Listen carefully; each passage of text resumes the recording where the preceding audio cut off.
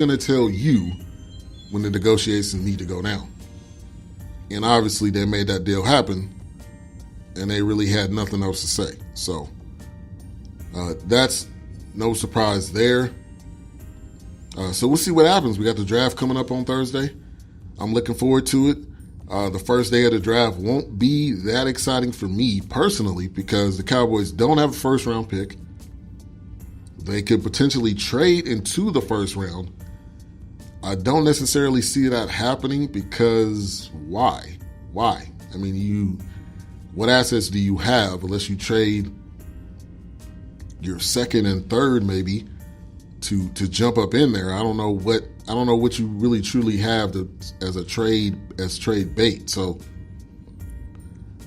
I'm leaning towards them not going up and trading up into the first round. I don't see that happening, and I don't know if it's really worth it. But let me know how you guys are feeling, who you think your team's going to pick. Wilson gave them deadline and they bit. Yeah, he basically said, look, I want this deal done now. I want it done before the date I said. And either you get it done or I'm not playing. Or I'm not signing it. And they got the deal done. They weren't truly... They truly didn't want that smoke, basically, what that came down to. All right, so Cowboys are at round 2. The 58th pick. That's a long ways down, but I'm good with it. I'm good with it. The Oakland Raiders, I believe, have the most picks in the first round. They have number 4. They also have number 24, and they have number 27. So we'll see what comes of those picks. That's going to be the $1 million question and story going into Thursday. So we'll see. Got the NFL draft coming up very, very soon, Thursday through Saturday. So let's switch over to Major League Baseball from this weekend. Aaron Judge has an injury. He underwent an MRI on his left oblique. He's on the 10-day DL with a pretty significant, in quotes, oblique strain.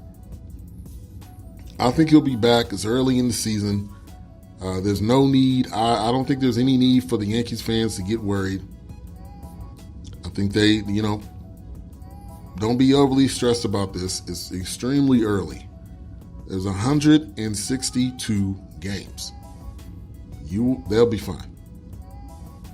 But there could potentially be some concern if he comes back too soon, which I don't think he needs to do that. Just get rested, get healed up before you come back, and don't worry about it because I think he'll be good to go. So other news, the great Albert Pujols ties Babe Ruth. 1,992 RBIs for 5th all-time. Pujols is a first-ballot Hall of Famer. So round of applause to Albert Pujols.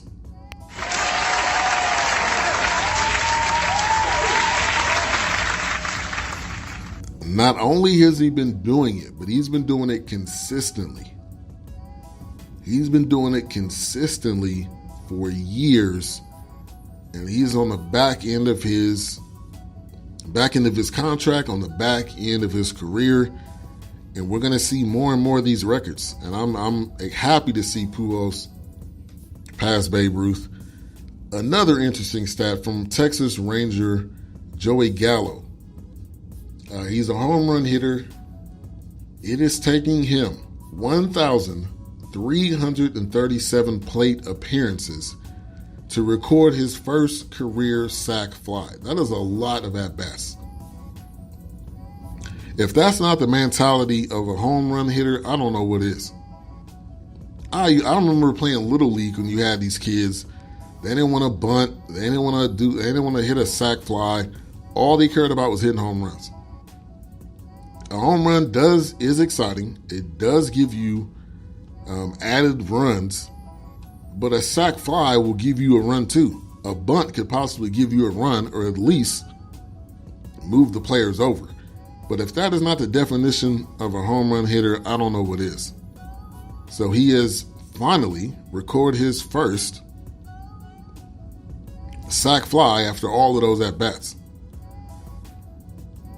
Got a question from the chat room. What do you think of Donovan McNabb comments about Wentz has to get to the NFC Championship game in the next few years? If not, they need to look into a new QB. I don't agree with that. I think it would be nice, but I don't know if that's a deciding factor for you to get rid of him or not, because there's a lot of quarterbacks that have never been to a championship game, but they're still good quarterbacks and they still remain on their team.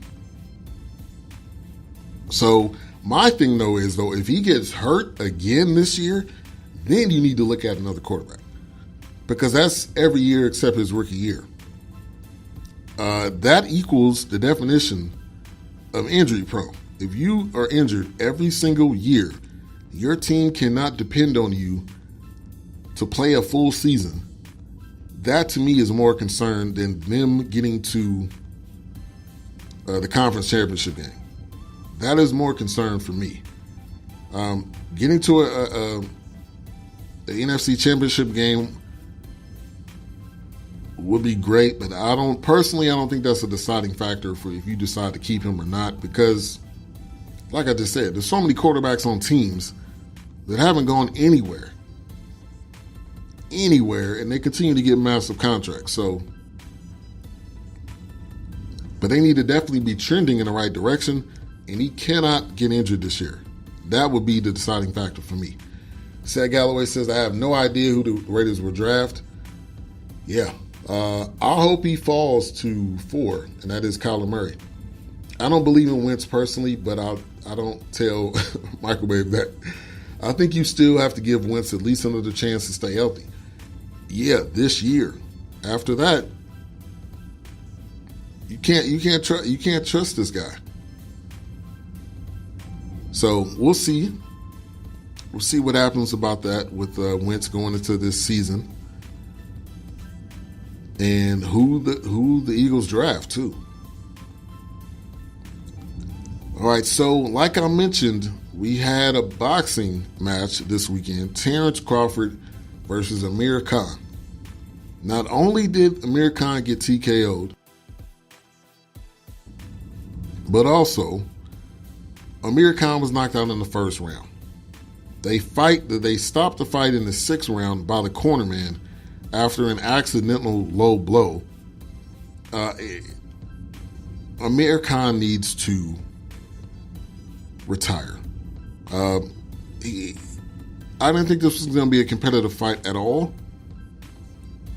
Amir Khan isn't a slouch, but Amir Khan looks outdated. He looks washed up.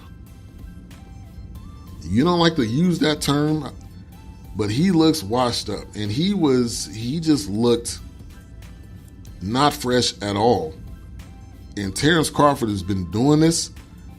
Terrence Crawford has been dominant.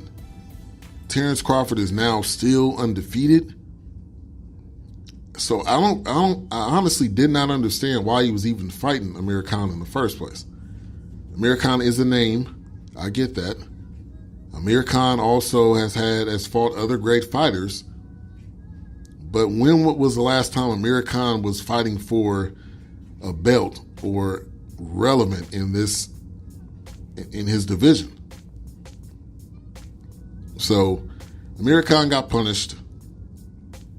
Crawford Spence is what we all want to see. That needs to happen. Boxing world, make that happen. Because that, I think, is the only true competition that we will see for Crawford and for Spence at that. The ending of that fight was whack. Crawford was giving him the business, says Courtney Harden.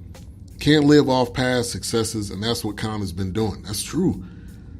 We're remembering the Khan that was flipping over the top rope. That's what we're remembering. And he is no longer that guy. And this fight was I don't know.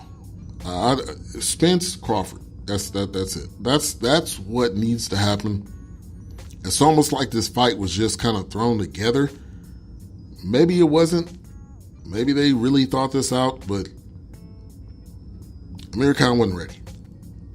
That's just a plain, honest truth. He wasn't ready. And it was almost like he wasn't even in his lane. And he just went up against a Mack truck that wasn't having it. Yes, it does. Spence versus Crawford needs to happen. Also, the fight, Anthony Joshua, I believe, was going to fight a guy, Jarrell Miller. That was supposed to be going down sometime soon, but that fight looks like that fight has been canceled because of a failed drug test. So Anthony Joshua seems to be free. So why don't we try to get this Joshua Wilder thing back hooked up? I think Wilder is supposed to be fighting a guy coming up in June. But I don't know if that fight is even still going down. I thought I heard something or read something. So Dominic Breazeale is supposed to be going down May 18th. I don't know if that fight is still in the works or not. So, but, you know, I think there's fights that we need to see to truly see who's the pound for pound best. All right, so that's what we had going on at boxing. College basketball, Gonzaga player Killian Tilly will test the draft waters. He is number 82 on ESPN Top 100 Players, so we'll see. He will submit his name for the NBA draft, but he could still return to school. Cole Anthony and James Wiseman win co-MVP for the white team in the 2019 Jordan Basketball Classic. Cole Anthony has been linked to a lot of top programs. North Carolina specifically, which you know that's my squad. He's been linked to them. I don't know if he is coming or not. It sounds like, based on a tweet from a guy that committed to North Carolina, that he may not be coming. So it's saying that he's ready to commit. I hope he comes to North Carolina. That would be great. Sounds like he's finalizing his plans Tuesday. So tomorrow morning, he's supposed to be letting everybody know where he's going. I hope he comes to North Carolina because the point guard spot is open. Kobe White is gone. That point guard spot is open. So I would love to see him wearing the baby blue and white. So we'll see what happens from that. Mississippi Valley State, HBCU, has named Lindsey Hunter as their 11th head coach in school history. Shout out to Lindsey Hunter. Shout out to Mississippi Valley State. I'm loving it. I'm loving it. I'm loving it. Seeing these former NBA players go to the HBCUs help attract some of these young kids and young talent to come over to the HBCUs. I think that's great for college basketball. And shout out to Jungle Brother. He posted that on the Realcast Rangers Sports page. So appreciate him putting that information out there. All right, so we're going to take a break. When we get back, we're going to talk about Stanley Cup. Also, talk about the top performers of the weekend. Put your Benny Award winners in the chat room. You're tuned in to the Weekend Wrap-Up Show right here on X Squad Radio. We will be right back.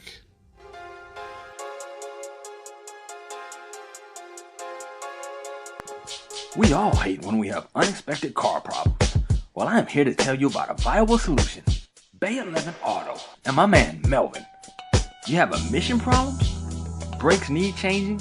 Transmission slipping? Is your car just driving sluggish? No problem is too big.